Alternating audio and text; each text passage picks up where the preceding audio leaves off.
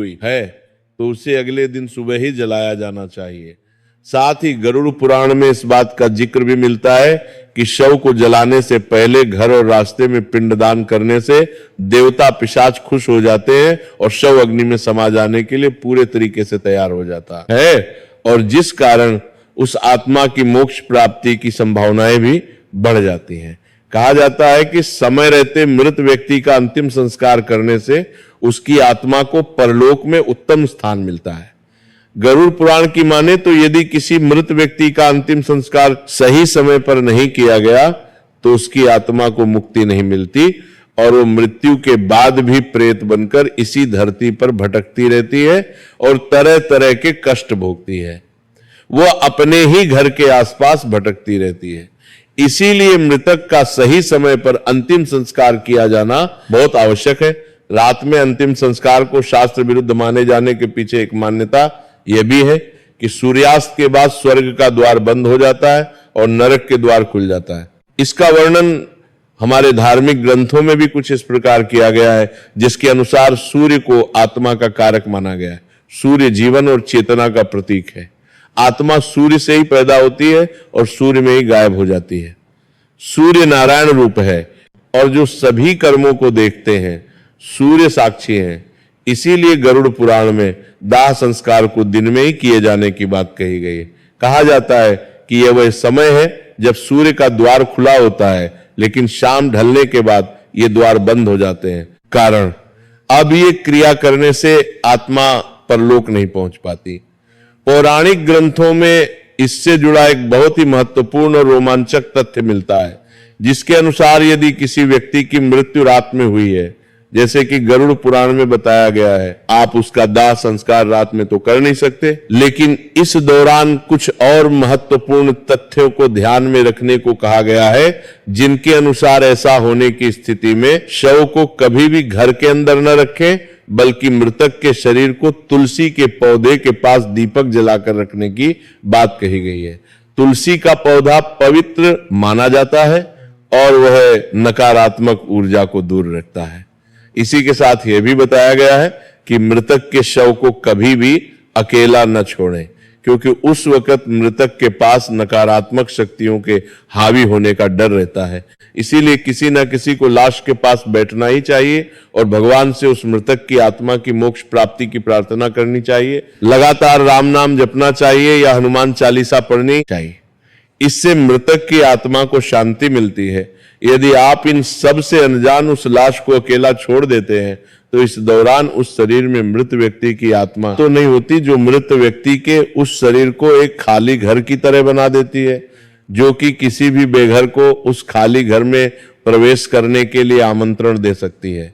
जैसे कोई भी आत्मा उस खाली शरीर में प्रवेश करने का प्रयास भी कर सकती है, और ऐसा जरूरी नहीं कि वो कोई पुण्य आत्मा ही हो, बल्कि वो कोई बुरी आत्मा भी हो सकती है। कोई प्रेत या पिशाच उस शरीर में प्रवेश कर सकता है। इसीलिए शरीर को बुरी आत्माओं से बचाने के लिए लाश के करीब ही रहना चाहिए।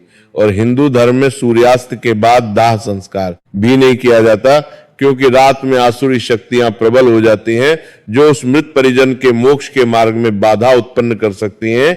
यह भी एक महत्वपूर्ण तथ्य है। हमारे समाज के ही किन्नर समुदाय का अंतिम संस्कार रात में ही करने का विधान है। ऐसा क्यों किया जाता है और इसके पीछे का कारण क्या है, इससे जुड़ी वीडियो भी हमारे चैनल पर मौजूद है। जैसा कि आप सबको पता ही है कि सनातन धर्म में मनुष्य के लिए जन्म से लेकर मृत्यु तक के 16 संस्कार बताए गए हैं। उन्हीं में से सबसे अंतिम में किया जाने वाला अंतिम संस्कार में कई ऐसी विधियां मिल रही जाती हैं जो आपको काफी हद तक हैरान कर देगी। आपको जानकर हैरानी होगी कि कहीं कहीं अंतिम संस्कार के समय शव के हाथ पैर भी बांध दिए जाते हैं, और ऐसा इसलिए किया जाता है ताकि मृत व्यक्ति के शरीर पर पिशाच कब्जा ना कर सके। हिंदू सनातन धर्म में पार्थिव शरीर को सूर्यास्त से पूर्व दाह संस्कार करने का नियम है, लेकिन किन्नर समुदाय के अलावा ऐसे कुछ और भी अपवाद हैं जिन पर यह नियम लागू नहीं होता। जैसे कि सनातन धर्म में ही साधुओं को समाधि और सामान्य जनों का दाह संस्कार किया जाता है, लेकिन साथ ही इसके पीछे के कारणों को भी स्पष्ट किया गया है। साधु को समाधि इसलिए दी जाती है क्योंकि ध्यान और साधना से उसका शरीर एक विशेष ऊर्जा और ऑरा लिए हुए होता है, उसका शरीर सात्विक होता है। इसीलिए उसकी शारीरिक ऊर्जा को प्राकृतिक रूप से विकसित होने दिया जाता है। जबकि आम व्यक्ति का दाह इसलिए किया जाता है कि यदि उनके शरीर के प्रति आसक्ति बची हो तो वह छूट जाए, और दूसरा यह है कि दाह संस्कार करने से यदि किसी भी प्रकार का रोग या संक्रमण हो तो वह भी नष्ट हो जाए। फिर बाद में बची हुई राख या फिर हड्डी को नदी में विसर्जित कर दिया जाता है। गरुड़ पुराण के अनुसार बताए गए सभी कार्यों को करने की विशेष रीति और नियम होते हैं।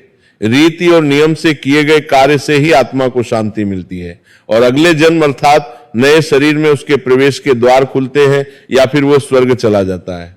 हिंदुओं में साधु संतों और बच्चों को दफनाया जाता है, जबकि सामान्य व्यक्ति का अंतिम दाह संस्कार किया जाता है। उदाहरण के लिए गोसाई, नाथ और बैरागी संत समाज के लोग अपने मृतकों को आज भी समाधि देते हैं, लेकिन दोनों ही तरीके यदि वैदिक रीति और सभ्यता से किए जाएं तो उचित समझे जाएंगे।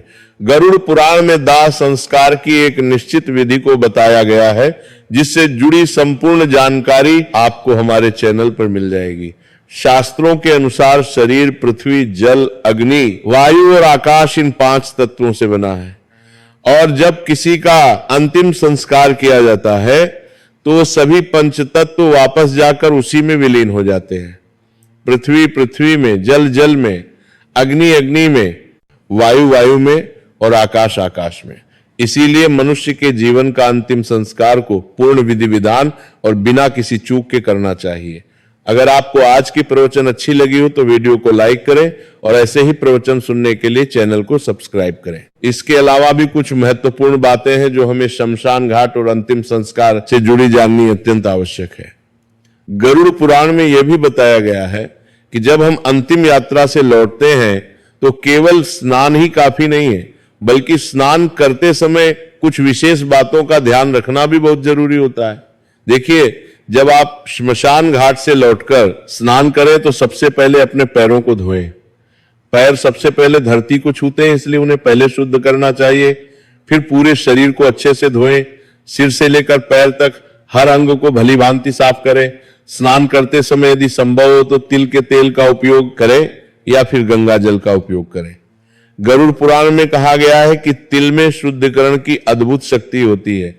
यह नकारात्मक ऊर्जाओं को नष्ट करने में सक्षम होता है, और यदि गंगा जल उपलब्ध हो तो उसका उपयोग अवश्य करना चाहिए, क्योंकि गंगा जल को सबसे पवित्र माना गया है। स्नान के समय मन में भगवान का नाम लेते रहें।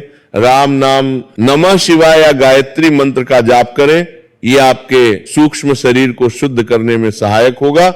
और एक बात का विशेष ध्यान रखें कि जो कपड़े आपने श्मशान घाट जाते समय पहने थे उन्हें तुरंत धो देना चाहिए। उन कपड़ों को बिना धोए दोबारा कभी भी नहीं पहनना चाहिए, क्योंकि वे कपड़े भी शमशान की ऊर्जा को सोख लेते हैं, और यदि आप उन्हें बिना धोए पहन लेते हैं तो वह ऊर्जा फिर से आपके शरीर में प्रवेश कर सकती है। कुछ लोग तो यह भी मानते हैं कि शमशान घाट में पहने गए कपड़ों को किसी जरूरतमंद को दान कर देना चाहिए, लेकिन यदि आप उन्हें रखना चाहते हैं तो अवश्य धोकर ही उपयोग करें। देखिए, गरुड़ पुराण में यह भी बताया गया है कि स्नान के बाद साफ और शुद्ध वस्त्र धारण करने चाहिए। यदि संभव हो तो सफेद या हल्के रंग के वस्त्र पहने। काले या गहरे रंग के कपड़े स्नान के तुरंत बाद नहीं पहनने चाहिए, क्योंकि गहरे रंग नकारात्मक ऊर्जा को आकर्षित करते हैं। स्नान के बाद घर के मंदिर में जाकर दीपक अवश्य जलाएं। दीपक जलाते समय भगवान से प्रार्थना करें कि मृत आत्मा को शांति मिले और आपके परिवार पर सदैव उनकी कृपा बनी रहे। धूप अगरबत्ती भी जलाएं, क्योंकि इसका धुआं वातावरण को शुद्ध करता है। अब मैं आपको एक और महत्वपूर्ण बात बताता हूं जो बहुत कम लोग जानते हैं। गरुड़ पुराण में कहा गया है कि श्मशान से लौटने के बाद कम से कम 3 घंटे तक किसी भी प्रकार का भोजन नहीं करना चाहिए। विशेष रूप से मांसाहार, प्याज, लहसुन और तामसिक भोजन से पूरी तरह दूर रहना चाहिए। स्नान के बाद यदि भूख लगे तो सात्विक भोजन ही ग्रहण करें। फल, दूध, दही जैसी चीजें खा सकते हैं, लेकिन भारी और मसालेदार भोजन से बचना चाहिए। आपका शरीर इस समय संवेदनशील अवस्था में होता है, इसलिए हल्का और सात्विक आहार ही उचित रहता है। और देखिए, शमशान से लौटने के बाद कम से कम उस दिन भर के लिए किसी भी प्रकार के मांग